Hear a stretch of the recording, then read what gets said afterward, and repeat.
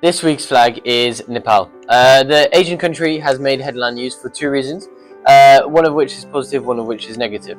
The positive reason is researchers at University College London, or UCL, have discovered that the erosion of the Arun river basin, located about 75 kilometers away from Mount Everest, is actually eroding so much material, is lightening the base of Mount Everest itself, and as a result the crust is lighter, and because of that the crust is bouncing back up, a bit like it's an isostatic change in essence, meaning that Mount Everest is actually rising by 2 millimeters per year. Okay, we have always known Mount Everest grew every year, and we knew that because it's a convergent plate margin or collision plate margin where two continental plates are pushing upwards, so we know it grows. We also know it erodes because of the winds and weathering at the very top.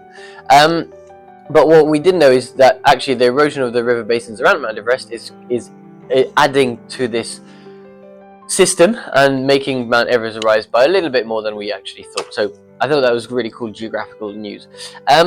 The less good news is obviously the monsoon season in Nepal, and as it stands, we've had some huge flash floods, and the biggest issue with flash floods in the mountainous region is the landslides that can also create. So all in all, rescue workers have managed to save 3,200 people from their homes.